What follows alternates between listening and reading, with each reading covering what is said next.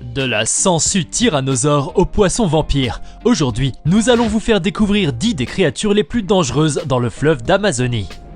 David de Santana est un zoologiste qui travaille pour le Musée national d'histoire naturelle des États-Unis. Dans ses recherches, il essaye de percer tous les secrets des mystérieuses créatures d'Amazonie. Début 2019, il se retrouve dans le bassin amazonien et il se donne comme mission d'en savoir plus sur l'anguille électrique, un poisson géant qui a inspiré la conception de la première batterie électrique. Après avoir récolté plus de 107 échantillons ADN de différentes anguilles électriques au Brésil, au Suriname et en Guyane, Santana renverse des siècles d'hypothèses. Il révèle l'existence de 3 espèces différentes d'anguilles électriques, alors qu'on pensait qu'il n'en existait qu'une seule. Il découvre également que l'une des 3 espèces est capable de fournir une décharge de 860 volts, bien plus que les 650 volts précédemment enregistrés. Ce qui fait de cette créature amazonienne l'une des plus dangereuses au monde, puisqu'avec une décharge de cette intensité, une anguille électrique peut paralyser un cheval ou tuer un homme adulte en un rien de temps. Elle est le générateur de bioélectricité le plus puissant connu à ce jour. Santana a certes dû faire face aux multiples dangers de l'Amazonie pour en arriver à ses conclusions, mais le résultat en vaut la peine. Sa mission n'est pas pour autant finie, il lui reste des milliers de spécimens amazoniens encore inconnus de la science à étudier ou à découvrir. Nul besoin de vous dire que le bassin amazonien abrite une multitude de prédateurs aussi dangereux les uns que les autres, notamment des poissons carnivores, des parasites mortels ainsi que des alligators. Ce que vous devez ignorer par contre, c'est qu'il abrite également des requins. Vous vous dites sûrement que je me trompe, les requins ne sont pas des poissons d'eau douce. Eh bien détrompez-vous, des requins vivent dans le fleuve Amazon. C'est tellement surprenant et difficile à croire que vous voulez en savoir davantage. Direction donc l'Amazonie brésilienne. En raison de sa proximité avec l'océan, chaque année, des milliers de requins bulldogs y migrent pour se reproduire. Contrairement à la plupart des requins qui pondent des œufs et élèvent leurs petits, les requins bulldogs sont vivipares. Ils donnent donc naissance à des petits vivants et ne les élèvent pas du tout. L'eau douce peu profonde de l'Amazone fournit aux nouveau-nés une défense naturelle contre les prédateurs, en attendant qu'ils atteignent l'âge adulte. Maintenant que vous savez tout à propos des requins du fleuve Amazon, vous avez une bonne raison de ne pas vous y baigner. Surtout que les requins bulldogs sont des prédateurs dangereux et sans merci. Avec leurs centaines de dents triangulaires, ils sont sur le podium des requins les plus meurtriers pour l'homme. À moins que vous ne vouliez vivre les dents de la mer pour de vrai.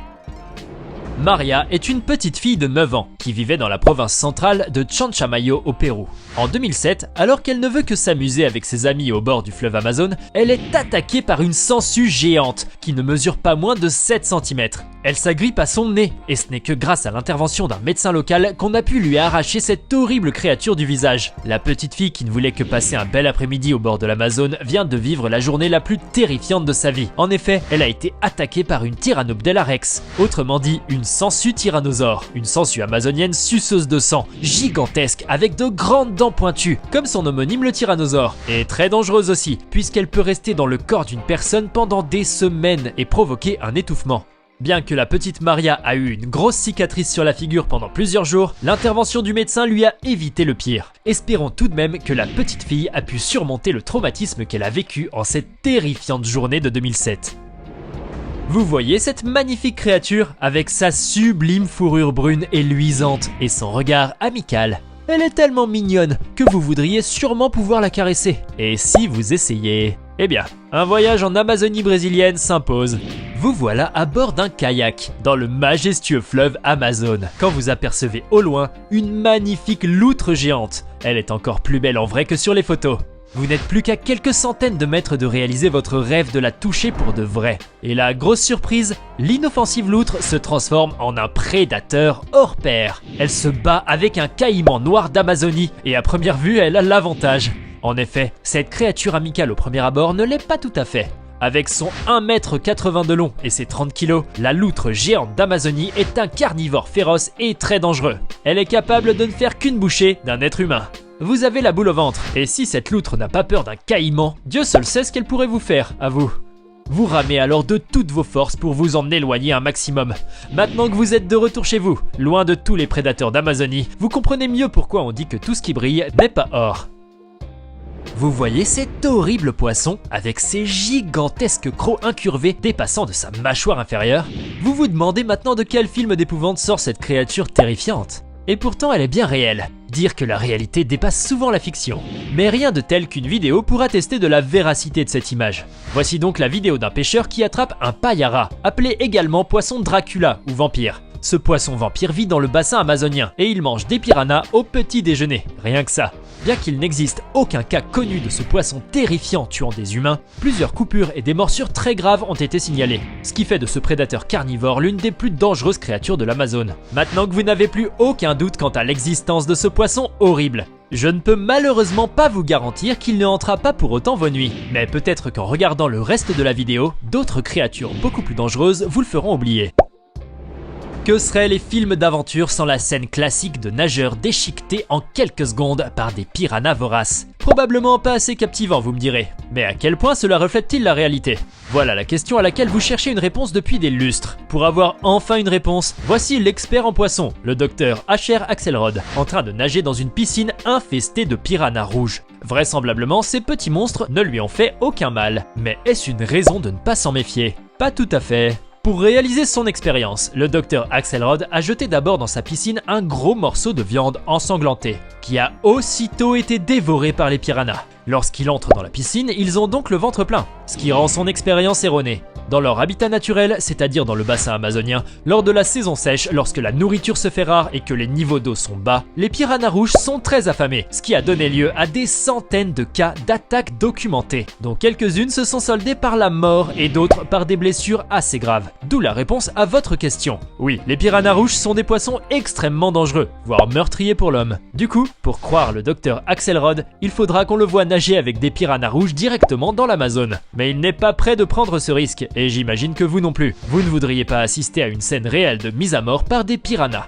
Vous en serez traumatisé à vie. Maintenant que vous savez ce dont ces petits monstres sont capables, il ne vous reste plus qu'à regarder un petit film avec des piranhas pour vous donner des frissons. Mais bien sûr, à l'abri derrière votre écran.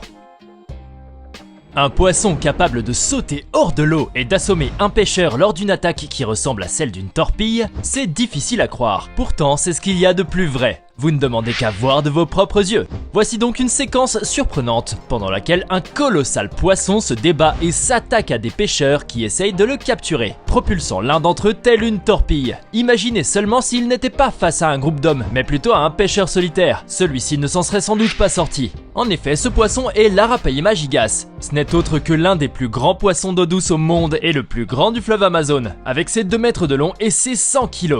C'est une bête très dangereuse, avec une mâchoire redoutable et des écailles résistantes en forme d'armure, qui ne fait qu'une bouchée des petits animaux terrestres qui se trouvent près du rivage. Il est tellement craint par la population locale qu'il a inspiré une légende amazonienne qui fait référence à un esprit maléfique qui habite le corps de cet énorme poisson. Voilà de quoi faire des cauchemars. Heureusement, derrière votre écran, vous êtes à l'abri de toutes les attaques de l'Arapaima gigas et du mauvais esprit qui l'habite. Vous savez sans doute que le fleuve Amazone regorge d'énormes créatures, monstrueuses et très dangereuses. Cela ne veut pas dire que les petites bêtes aquatiques y sont inoffensives, bien au contraire. Dit comme ça, c'est assez déconcertant.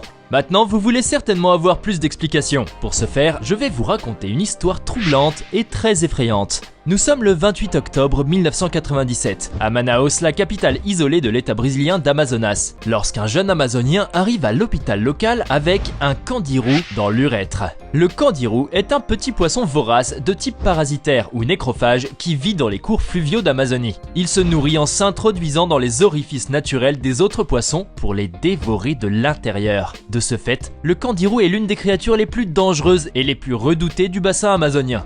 Cette petite bête féroce s'est introduite donc dans l'urètre de ce malheureux en passant par son pénis. En effet, le jeune homme avait une envie pressante lorsqu'il se baignait dans le fleuve et c'est en se soulageant que le candiru s'est frayé un chemin dans ses parties génitales.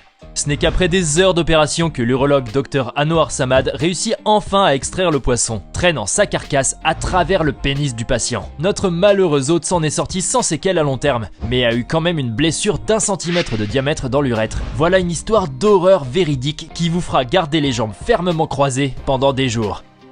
Si vous êtes fan de Pokémon, vous devez sans doute connaître Bumata. Ce que vous savez moins, c'est que ce Pokémon existe pour de vrai, ou du moins la créature dont il est inspiré. Maintenant, je suis sûr que vous voulez en savoir plus sur le vrai Bumata. Sans plus attendre, le voici. Il s'agit de la Matamata, une tortue d'eau douce qui vit dans le bassin amazonien. Et bien que son allure n'inspire pas confiance, aucun cas d'attaque de cette tortue n'a jamais été enregistré sur des humains. Elle n'en est pas moins dangereuse. Avec son camouflage naturel qui la fait passer facilement pour des feuillages, elle est une prédatrice redoutable pour toutes sortes de mammifères qui vivent dans l'Amazone, ainsi que pour tous les oiseaux qui ont le malheur de s'en approcher. Maintenant que cette tortue n'a plus aucun secret pour vous, il ne vous reste plus qu'à vous plonger dans votre enfance et chercher toutes les créatures réelles qui ont inspiré des Pokémon. Vous ne serez pas du tout déçus de ce que vous découvrirez. Venons-en maintenant à l'espèce la plus dangereuse et la plus redoutée du fleuve Amazone. C'est l'animal que vous attendez depuis le début de cette vidéo. Je sais que vous avez hâte de le voir, je ne vais donc pas faire durer le suspense. Le voici, c'est l'anaconda vert. Bien qu'il ne soit pas venimeux, son danger consiste dans sa taille, qui atteint facilement les 10 mètres de long. En effet, les anacondas verts sont des serpents constricteurs. Une fois qu'ils maîtrisent une proie, aussi grande qu'elle soit, ils la compressent dans un anneau mortel jusqu'à l'étouffement, pour enfin l'engloutir. Et même s'ils sont lents sur terre, ils sont extrêmement furtifs dans l'eau, où ils restent complètement immergés en attendant de s'attaquer aux proies qui viennent boire dans l'Amazone. Voilà de quoi vous dissuader d'envisager un jour de visiter l'Amazonie. Mais je tiens tout de même à vous rassurer, étant donné que les humains et les anacondas interagissent rarement, ils ne nous reconnaissent pas comme des proies potentielles. Ce n'est pas pour autant qu'il faut tenter le diable, surtout quand il est gigantesque et sans pitié. C'était 10 des créatures les plus dangereuses du fleuve Amazone. Dites-nous dans les commentaires laquelle vous a le plus étonné. Et si cette vidéo vous plaît, n'oubliez pas de mettre un pouce bleu, de vous abonner à la chaîne et d'activer la cloche pour recevoir toutes les notifications et ne rien manquer de nos prochains contenus.